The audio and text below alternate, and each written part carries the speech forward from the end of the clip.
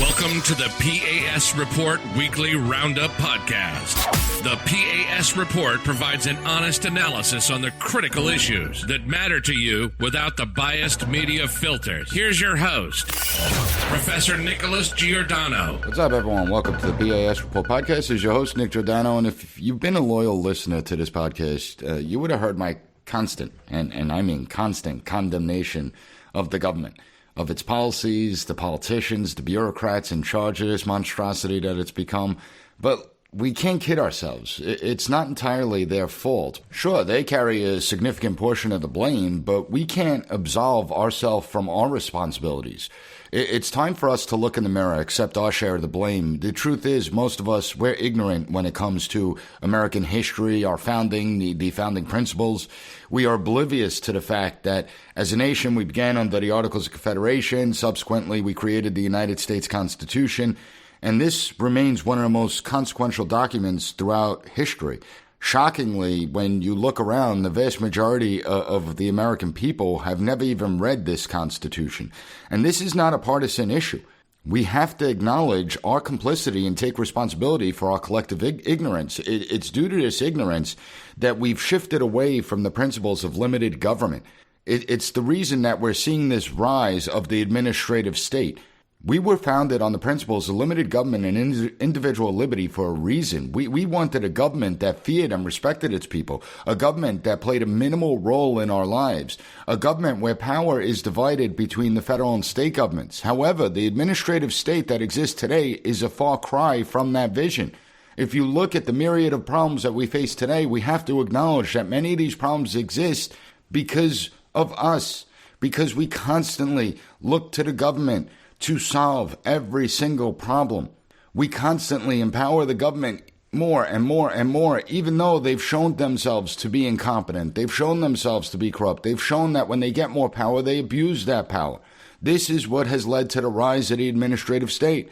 All too often, we want to think that government can fix everything, but they can't. And you have to ask yourself, as our government has expanded dramatically over the last 90 years, as it has constantly been empowered more and more, what's the result?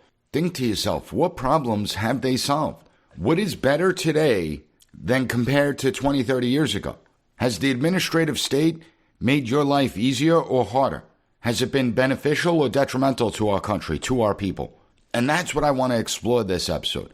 Now, before I get into it, make sure you subscribe to the podcast so you never miss an episode. Go to the PAS Report website, pasreport.com, sign up for the newsletter, and share this episode with your family and friends. Now, the reason I decided to do this episode is because over the weekend, I was reading an article in the Wall Street Journal, and I have the links to the poll that I'm talking about on the website, so check it out in the show notes. But the article focused on how most Americans doubt that their children will be better off than they were. According to this poll, 78% of the American people responded that, quote, they don't feel confident that life for our children's generation will be better than it has been for us, end quote. That's the highest percentage we've seen since they began asking this poll in 1990. Only 3 in 10 Americans agreed that people like them and their family have a good chance of improving their standard of living. 80% believed that the economy was not so good or poor. Now, I recognize when you do look at history of this poll, you start to see the numbers do ebb and flow along with the economic conditions. So if the economic conditions improve, will Americans be less pessimistic? Will the numbers of those feeling confident that their children's generation will be better off than our generation, will that change? The idea that each successive generation in America would be better off than a previous one, this is referred to generational progress. This idea has been a core part of the American dream. It's the belief that anyone, regardless of their social status, regardless of their background, anyone can achieve success and prosperity as long as they work hard, as long as they have the determination, the grit. And this belief in generational progress is rooted in the fact that historically, the United States, we achieved it. We've experienced significant economic growth, increased standard of livings over the time. Each new generation was able to achieve greater economic stability and prosperity for their family. The idea that each new generation in America can achieve greater success and prosperity than the previous one, it remains such an important and aspirational part of the American dream. This idea of social mobility and success, they're the driving force behind our nation's success. You go anywhere else in the world and social mobility is extraordinarily difficult. It's not easy. Here it was. So why are we so pessimistic now? Why does something feel different this time around? Why do you see this sense of hopelessness that's plaguing our society? And it's not that hard to understand why Americans feel the way they do. Just look around. You could look at the macro level. You could look at the micro level. Everything seems to be falling apart at the same time. It's like this perfect storm. We see the instability in the international arena. You have China declaring themselves as a global leader of a new world order. Remember how this administration says that they were going to go isolate Russia. Doesn't it feel like we are more isolated than ever? I mean, you see allies like Saudi Arabia, they're moving away from us, going into closer to China's sphere of influence. We see China making massive inroads right in our own backyard. Just look at South America. You have this great global power structure that's beginning to change, and this administration's dithering. I mean, what did John Kirby say was the cornerstone of the Biden administration's foreign policy last week? Was it to push back against China? Was it to try and isolate China?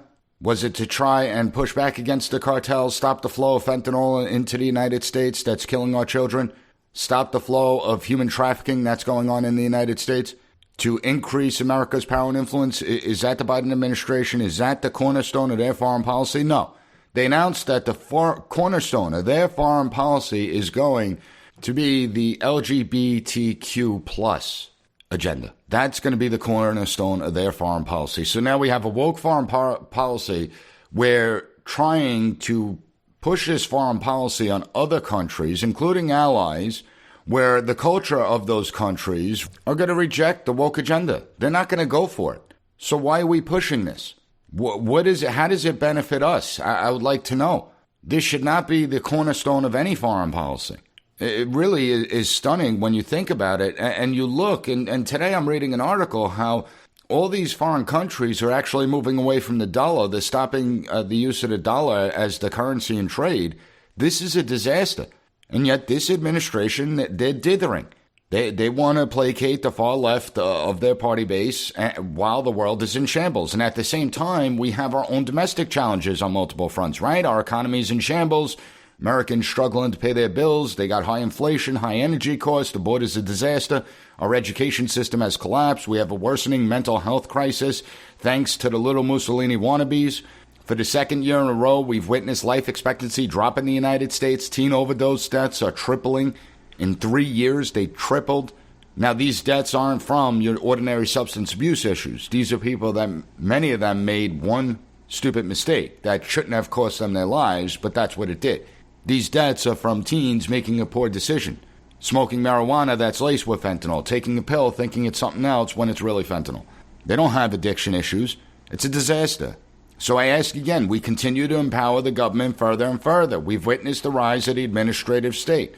I want you to show me where things have improved. We talk about important concepts like liberty and capitalism, but do those principles even exist anymore? Do we really even know what they are? Do we really even appreciate it? Just look at how willing people were to give up their liberty during the pandemic without asking any questions whatsoever. And it turned out that all the little Mussolini wannabes were wrong. Look at how the government is involved in all aspects of our economy. You know, we constantly hear the left blaming the capitalist system, the capitalist society. If you think we have capitalism, you're smoking something. Because the idea that we have a capitalist country anymore is laughable. It's not capitalist. But before I get into that, I have to explain what the administrative state actually is, because you're probably wondering. He keeps on using this phrase, administrative state. What does administrative state mean? Now, understanding what the administrative state is, it's not rocket science. It's the growth of the bureaucracy. It's where you see this ever-expanding network of administrative agencies, regulations, bureaucratic procedures that end up controlling all aspects of life. It's where we see the blurring of the lines of corporate entities, the media, big tech, and government, where they almost become one. It's been developing over a long period of time. It's now deeply entrenched within the system, and while we began to see its growth in the late 1800s, early 1900s, we really saw it explode under President Roosevelt's administration, where you had a Congress that was all too willing to grant this increasing federal authority within the executive branch. Now, I get it. We were in the midst of the Great Depression. Then we were fighting World War II, so I understand it. But according to the Congressional Research Service, several dozen new federal entities were created under FDR's administration alone. Going forward, it continued to accelerate and expand under both Democrat and Republican administrations, with the exception of Eisenhower. Then you have the 9/11 attacks. That's where it really hit warp speed. The 9/11 attacks, 2007, 2008, you have the mortgage meltdown crisis, and we continue to see this growing apparatus today. Again, going by the Congressional Research Service, estimates are that several dozen new federal entities were established since the 9/11 attacks. Now, did you notice what I said? The Congressional Research Service estimates, and even they haven't been able to pinpoint an exact number. How frightening is that? And another amazing fact, when you look at the CRS, Congressional Research Service, when you read the report, it states that it's worth noting that not all these new entities were departments or agencies. Some may be duplicative, others may be merged over time.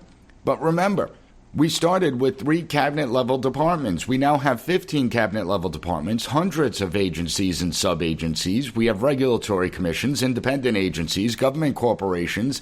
And if you try and find the exact amount of government departments and agencies, you get all these different numbers depending on the source you go to. So if you go to the Federal Register, they're going to list that we have 440 federal government departments and agencies. If you go through FOIA, through the Department of Justice, they have it down as a little bit over 250. The U.S. Government Manual lists 316. The Unified Agenda of Federal Regulatory and Deregulatory Actions lists 66. What's up with that? Then I did a manual search on the Office for Personnel Management's website, OPM, and the number came out to a whopping 531. I've been teaching American government for over 17 years, and I still cannot pinpoint an exact number. What I do know is that increased regulations only burden us and make our lives more difficult. You have Bernie Marcus, the co-founder of Home Depot. He said on numerous occasions that he would not have been able to start Home Depot today because of all the rules and regulations. You have people screaming about the wealth gap, and what they don't realize is that the administrative state makes it nearly impossible for ordinary Americans to start small businesses, to grow, to thrive. Part of the reason you're witnessing this pessimism that our children's generation won't be better off than we were is due to the fact that people aren't able to take as much risk today. So many people go into government work. They become government employees. Then you have the corporate giants who only get larger and more powerful. You have the administrative state stifling innovation. You know, America rose to become one of the strongest superpowers the world has ever witnessed, largely due to our ability to innovate. However, you have all these increased regulations stifling innovation. It's harder than ever to bring new products to the market. Many businesses and innovators feel that it's not worth the time, money, or investment. You factor in an entire generation where so many people, particularly the young people, they would rather be social media influencers than astronauts, doctors, lawyers, teachers. How depressing is that? Then we wonder why there's this sense of hopelessness. Then we wonder, we locked kids down. We socially isolated them. We kept them out of school for almost 2 years. Forced them to get vaccines. Increased screen time by a factor of 10? And then we wonder why we see this disillusionment. Then we wonder why we see this mental health crisis. You just had that shooting by the trans person down in Nashville, Tennessee. Now, I'm not blaming the shooting on the lockdowns or what was done during COVID. Obviously, school shootings happened long before COVID. Obviously, this has been a problem that started in the 1990s. However, I anticipate things like this getting worse because when you look at what's going on, when you look at the younger generation and you ask them what's their purpose in life, they don't have an answer. Now, this, again, just put it on the path. You look at the emerging technology, the large corporations, the administrative state continuing to grow, the regulations continuing. And it's not just the federal level. We also see it at the state level, the local level. They want to control all aspects of life, banning plastic straws and making you drink from paper straws, which is absolutely disgusting. Paper straws just taste every single drink. It's just nasty. They banned grocery bags, but that's not enough, right? They have to control more. So now they're moving on to gas stoves, gas-powered vehicles. And this is what the administrative state does. It has a profound effect on the totality of our society. And the effects are actually mostly negative. We've seen the proliferation of bureaucratic agencies resulting in a significant expansion of the federal government's reach into our daily lives. This has led to a dramatic loss in individual liberty, increased regulation of private enterprise, both of which are antithetical to the founders' intent and principles of limited government. You have this lack of transparency and accountability. I don't think there's a single person that could argue with me on that point. We have seen institutions and bureaucrats fail, yet they continue to expand. I mean, you have the most incompetent officials running this government, running the state governments, running the local governments. But when you look at the federal level, it's a complete disaster. And I'll take it out of the coronavirus because, the coronavirus became really political. But just look at Afghanistan. Look at that debacle. We see our institutions becoming ideologically weaponized to target political opponents, pushing a political agenda. That's not going to work out well. I've spoken about that in previous episodes. I've detailed out some of the most egregious abuses of power by the bureaucracy within the last 20 years, and I encourage you to listen to those episodes. Bureaucrats are not elected officials. Therefore, they're not directly accountable to the people. That makes it difficult for us to hold them accountable for their actions. You look at the embodiment of science himself. You look at the Lord Fauci.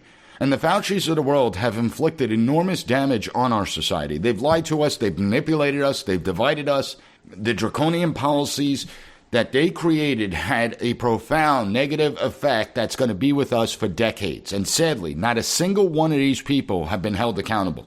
You have the administrative state undermining the constitutional separation of powers, consolidating too much authority in the executive branch. And this concentration of power in the hands of unelected bureaucrats and a president runs counter to the principles of limited government and individual freedom. It is a threat to both liberty and the constitutional republic. It's a threat to the principles of democracy. They claim they care about democracy. They don't care about democracy. They care about power. But it has an even bigger effect than that, and a much larger effect than that. And I want to pick up on this point when we get back from a short break. So hang tight. I'll be right back. As someone who worked in emergency management, I routinely sounded the alarm bells on our outdated grid system. Think back to 2003 when a tree branch hit a power line in Ohio, shutting down power to the entire eastern seaboard. Around 100 people died, and this was one of the costliest disasters in American history, with losses totaling over $60 billion. Even the White House sees it. They're saying 2/3 of the grid are at least 25 years old, and they recently announced billions of dollars to update it. But we're talking about the government here. How long do you think that's going to take, if at all? When an incident happens, you have to rely on yourself. Be prepared for yourself and your family. With the Patriot Power Generator, you get a solar generator that doesn't install into your house because it's portable. You can take it with you, even use it inside. But it's powerful enough for your phones, medical devices, and even your fridge. Right now, you can go to 4patriots.com, use code P.A.S. to get 10% off your first purchase on anything in the store, including the Patriot Power Generator. You'll also get their famous guarantee for an entire year after your order, plus free shipping on orders over $97. A portion of every sale is donated to charities who support veterans and their families. Just go to 4patriots.com, use code P.A.S. to get 10% off. That's 4patriots.com, use code P.A.S. to get yours today. Welcome back, everyone. Now, it's important when we examine the administrative state that we understand much of the administrative state, the attempt is to socially engineer society. That's what it comes down to. And they want to do it by implementing policies and regulations that are designed to shape our behaviors, our attitudes, and our beliefs. Of course, it's mostly far-left policies that are being used to reshape our behaviors. They want to determine what we can and cannot purchase, where we can and cannot go. It's certainly an overreach of government authority, infringes on our rights, but they don't care about that. And piggybacking off of this, just look at the funding and the use of government grants. The government often provides funding to organizations and institutions because they want to promote certain values, certain behaviors. Look at climate change. Do you think the government will ever provide grant funding to someone who goes against the climate change narrative? So it shows you that it's all designed to shape these attitudes and beliefs, to push us in a certain direction, rather than allowing for us to go in the direction we want to go, rather than allowing for an open and free debate on the issues. President Eisenhower warned us of this. He warned about the use of government grants in his farewell address. You know, when people listen to Eisenhower's speech or refer to it, they constantly bring up the idea of the military-industrial complex. But too many gloss over the part where Eisenhower warned about the hijacking of our system, and it's usually hijacked by using federal funding. Take a listen. Akin to and largely responsible for the sweeping changes in our industrial military posture has been the technological revolution during recent decades. In this revolution, research has become central. It also becomes more formalized, complex, and costly. A steadily increasing share is conducted for, by, or at the direction of the federal government. Today, the solitary inventor, tinkering in his shop, has been overshadowed by task forces of scientists in laboratories and testing fields. In the same fashion, the free university, historically the fountainhead of free ideas and scientific discovery, has experienced a revolution in the conduct of research. Partly because of the huge costs involved, a government contract becomes virtually a substitute for intellectual curiosity. For every old blackboard, there are now hundreds of new electronic computers. The prospect of domination of the nation's scholars by federal employment, project allocations, and the power of money is ever present and is gravely to be regarded. Yet in holding scientific research and discovery in respect, as we should, we must also be alert to the equal and opposite danger that public policy could itself become the captive of a scientific, technological elite. It is the task of statesmanship to mold, to balance, and to integrate these and other forces, new and old, within the principles of our democratic system, ever aiming toward the supreme goals of our free society. Just look at the government messaging of today, and you tell me that they are not attempting to socially engineer society. Listen to the public messaging. Listen to the propaganda. Government agencies and officials, that they use these platforms to promote their own political agenda. Read the Twitter files. You have the government trying to push single narratives to promote their own agenda. Look at the CDC. Carol Crawford from the CDC trying to force Twitter to silence and censor any opinions that she, as part of the government, as she and the government deem unapproved opinions. You are not allowed to have your own opinions unless they are approved and rubber stamped by the administrative state. You have people saying that the United States got it wrong when it comes to the idea of freedom of speech. And we're talking about high-level officials, former officials from the Obama administration. We're talking about law professors. It's insane. Let's not kid ourselves. The scary part, the frightening aspect to all of this, is that the social engineering is working. The same Wall Street Journal poll I brought up before also looked into all-important American values, values that once defined America. And the results of this poll is frightening. The percentage that say patriotism is very important to them went from 70% in 1998 to 61% in 2019, just 38% today. Think about that. Now, here's the amazing part. Remember when they said you can't say nationalism, can't bring up nationalism, nationalism's bad, it leads to xenophobia and ethnocentrism, so instead use patriotism. And then what happened? Well, then they started to attack patriotism. They started to attack the idea of patriotism. And no one should be shocked by this. When you have government agencies link patriotism to domestic terrorism, this is the result. And this is exactly what's happened. You have the FBI, Homeland Security, all putting out memos that patriotic symbols, things like the American flag, that they are viewed as far-right extremists, where you have this constant bombardment from the loons that patriotism is akin to white supremacist ideology. And then we're going to wonder why patriotism sits at 38%? If you look at religion, the percentage that say religion is very important to them went from 62% in 1998, 48% in 2019, 39% in 2023. You know, what really amazes me, and you see the effects of the coronavirus here too, you have this constant move away from religion, the demonization of faith. Now, the amazing part is during crises, you usually see a return to faith. You usually see a return to religion. So you have this pandemic come in, but we didn't see it. And why didn't we see that? Well, because the administrative state hijacked the religious institutions. They were the ones that would determine when, where, and how you practice your faith. And so people stopped showing up.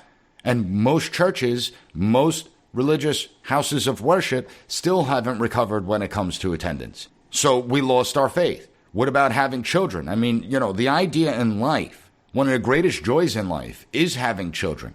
That it's not all about you and your life. That you're responsible for other human beings. You're responsible for raising decent human beings. And I'll admit, parenting is the hardest job I ever had. But it's also the most rewarding job I ever had. Well, the percentage that say having children is very important to them went from 59% in 1998 to 43% in 2019 to just 30% in 2023. What about community involvement? The percentage that say community involvement is very important to them went from 47% in 1998. It actually increased to 62% in 2019. Now it's down to just 27% in 2023. Well, if you don't have patriotism, obviously you're not going to have community involvement. They have to work together if you want to have a functioning society. However, there is something that did increase, though. Money. The percentage that say money is very important to them went from 31% in 1998, 41% in 2019, 43% in 2023. So that actually increased slightly. Our priorities are completely backwards. And when looking at these numbers, it's important to note that there is a big gap in where one stands depending on the age they are. But no matter which way you slice it, how does a nation survive with numbers like these, with this type of feeling? It's not just the government that pushes toxic messaging. They do it in concert with their corporate partners in the media, and I find it amusing. Again, I'm going to bring it up. The far left, they criticize capitalism all the time. They make it as if capitalism is the cause of every ill within society. They blame capitalism for all the social ills. But the truth is that as our country has moved further and further away from a capitalist free market approach, things have gotten worse, and the administrative state has gotten bigger. The idea that we have a truly capitalist free market economy is ridiculous. The truth is that the government has a very pervasive role in all aspects of our economy, continually selecting which individuals and businesses will succeed and which ones will fail. Just look at the banks, right? Banks will get bailouts. But the pizza shop on the corner, they're not going to get a bailout. The struggling hobby stores are going to get a bailout. The auto parts stores are going to get a bailout.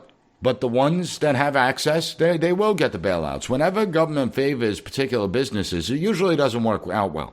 And there's always a motive behind it. People don't realize this, but there's always a motive behind it. There's conditions attached. There's no such thing as a free lunch. And this is where the boundaries between the government and corporations start to become murky.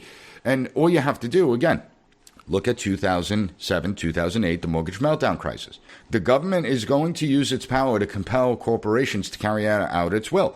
When you look at the banking industry, did you notice that all these major banks, all these financial institutions used to be free market capitalists in every sense of the word?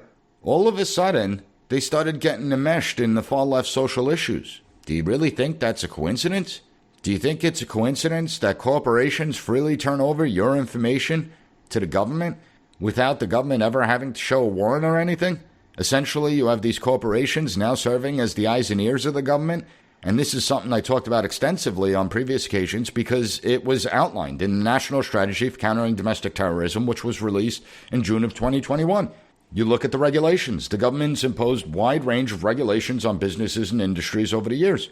Ask yourself, when was the last major power plant that was built in the United States? I mean, China's building a new power plant every single week. Our country has expanded. We've gotten larger. Our population has grown. Our industries have grown. Yet we don't build power plants anymore. The last major oil refinery here in the United States was, the late 70s? That was the last one we built? So as our country has grown and expanded, you want to know why our infrastructure has collapsed? Well, because of all the rules and regulations, because we can't expand the infrastructure as our country is growing. It's a complete disaster. And listen, some regulations, I get it. They're necessary. They exist to protect the public interest. But unfortunately, most of the regulations are completely useless. They limit free market competition. They limit innovation. And they do more harm than good. They create these unnecessary burdens on all types of businesses. They just drive up costs for us. It's a complete disaster, but it's not just about regulations either. You have the government that has the purse strings, and they use that money to influence corporations through direct subsidies, bailouts, rotation of ex-officials on corporate boards. I mean, just look at any major corporation. Look at their corporate board, and you will see former officials on their corporate board. This is particularly true when it comes to industries like the finance and defense industry, big tech, energy. I mean, you just look at James Baker, legal counsel for the FBI, leaves the FBI in disgrace and goes to work as the legal counsel for Twitter. And then all of a sudden we see these communications in the Twitter files between the FBI and Twitter about censoring posts. Gee, what a coincidence that is. You got this symbiotic relationship. And it's the reason why a few dozen large corporations, they dominate the markets, expand into other sectors, limit competition. Just think about the last few years. And if you don't think the administrative state isn't the problem, just look at inflation. Look at the inflation that we are facing today. Look at the increased costs in just about everything, making our lives that much more difficult. You know, it's funny because when the COVID stimulus, people were getting the checks, Most of them didn't realize that they were going to pay back that stimulus and some. Okay, and we paid far more in inflation costs than we've received in stimulus. This is because Congress can't think outside the box. Now, they say, oh, well, it wasn't the government stimulus that created the inflation. It was the supply chain shortages, and it's the war in Ukraine and the tightening of supplies on the markets. No. When you print and spend trillions of dollars out of nowhere, it comes with consequences. You can't just make money. And when you increase the supply of the paper that we call money, that's going to increase the cost of everything. This was known beforehand. I warned about it. I did an episode on what a post-coronavirus world looks like. And I warned the economy is going to teeter with all this money going out. I warned that, Congress, and the presidency, the executive branch, they lack the ability to think outside the box. They lack the ability to think creatively. They think that every single problem that exists, you just throw money at it and it's going to solve the problem. Well, how's that working out for us? Hasn't worked out too well. I mean, just look at the education system. A complete collapse of the education system. $1.4 trillion investment each and every year. Standards have been dropping each and every year. Basic proficiency levels are also dropping. Students cannot perform at the grade level they're in. So what's the cost versus benefit analysis on that? And listen, when you look at the inflation today, I'm not a captain of industry. I'm not a top-level economist. Okay, there's a lot of parts of the economy that are above my level. But Milton Friedman, he is someone that understood the economy. Where are the Milton Friedmans of today? And he said the only driver behind inflation is the government. Nothing else. Take a listen to what Milton Friedman says. Now, the first step toward understanding the cause of inflation is to recognize that it is always and everywhere a monetary phenomenon. It's always and everywhere a result of too much money, of a more rapid increase in the quantity of money than an output.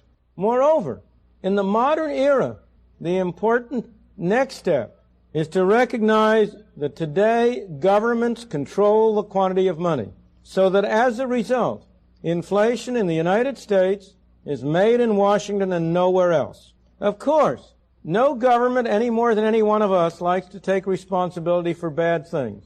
We're all of us human. If something bad happens, it wasn't our fault. And the government is the same way. So it doesn't accept responsibility for inflation. If you listen to people in Washington talk, they will tell you that inflation is produced by greedy businessmen, or it's produced by grasping unions, or it's produced by spendthrift consumers, or maybe it's those terrible Arab sheiks who are producing. Now, of course, businessmen are greedy. Who of us isn't? Trade unions are grasping. Who of us isn't?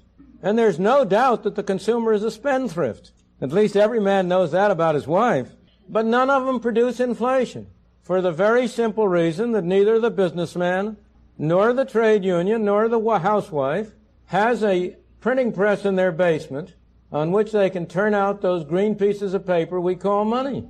Only Washington has that printing press, and therefore only Washington can produce inflation. Sadly, the real captains of industry, they're gone today. Sadly, there's no Milton Friedmans anymore, the real ones that push and preach about free markets and limited government approaches. The Thomas Sowells. We have some, but it's not enough. The Constitution established a federal government with limited powers, specifically enumerated in that document, and the founders believed that the best government was the one that governed the least. They were wary of this concentrated power. They were wary of an administrative state. They understood that an administrative state concentrates power in the hands of unelected bureaucrats who have significant control over the lives of the American people. And it is crystal clear that our lives have gotten worse under the administrative state, not better. And as it continues to expand its reach, our society has worsened as well. So I ask how I started. Why do we constantly look to the government to get involved in all aspects of life? Why? Why have we deviated from the founders' vision? And when we start to answer these questions, we can recognize our role in the system and that we as a people have an obligation. We can't look to government for every damn thing. We can't. Again, Eisenhower recognized this, and he said so in his farewell address. Take a listen. Crises there will continue to be. In meeting them, whether foreign or domestic, great or small, there is a recurring temptation to feel that some spectacular and costly action could become the miraculous solution to all current difficulties. A huge increase in newer elements of our defenses, development of unrealistic programs to cure every ill in agriculture, a dramatic expansion in basic and applied research. These and many other possibilities, each possibly promising in itself, may be suggested as the only way to the road we wish to travel. But each proposal must be weighed in the light of a broader consideration, the need to maintain balance in and among national programs. Balance between the private and the public economy. Balance between the cost and hoped for advantages. Balance between the clearly necessary and the comfortably desirable. Balance between our essential requirements as a nation and the duties imposed by the nation upon the individual. Balance between actions of the moment and the national welfare of the future. Good judgment seeks balance in progress. Lack of it eventually finds imbalance and frustration. Another factor in maintaining balance involves the element of time. As we peer into society's future, we, you and I, and our government must avoid the impulse to live only for today, plundering for our own ease and convenience the precious resources of tomorrow. We cannot mortgage the material assets of our grandchildren without risking the loss also of their political and spiritual heritage. We want democracy to survive for all generations to come, not to become the insolvent phantom of tomorrow. And the solution isn't that hard. Eisenhower, he recognized we need to downsize the government, and we need to do it through a variety of means. The solution is there. We need to reduce the number of federal agencies that exist, eliminate unnecessary regulations, return power to the states, downsize the state governments as well. And if we do this, this would result in a more efficient and effective government that actually respects individual liberty, that promotes economic growth. So it's not that hard to correct the problem. The question is there a will to actually do that? Because this is not the vision the Founding Fathers had for the American government. It has grown far beyond the limited government established by the Constitution, and it's resulted in increased government intrusion into our lives, a loss of liberty. So let's get back to limited government. Let's take steps to reduce the administrative state's power. Let's return the power back to the people in the state. The principles of limited government, the promotion of individual liberty, autonomy, economic growth, the protection of property rights, preservation of individual rights and liberties, they form the bedrock of the American political system. They played a pivotal role in the success of this nation. And reaffirming our commitment to these fundamental values is crucial if we hope to reverse the current downward spiral that we find ourselves in, if we want to safeguard our nation's future prosperity. Because it's not over yet. We still have time. Now, if you found this episode informative, please share it with others on social media, family and friends. I appreciate all the 5-star ratings, written reviews on any podcast platform that allows it. I have the links up to the Wall Street Journal poll on the P.A.S. Report website, PASreport.com. I want to thank you for joining me today, and I'll be back on Monday with another great episode of the P.A.S. Report podcast. Thank you for listening to the P.A.S. Report Weekly Roundup Podcast. Have a good one. Bye. Be sure to rate, share, and subscribe to the podcast so you'll never miss an episode. Also, visit PASreport.com and follow us on Twitter at PAS Report.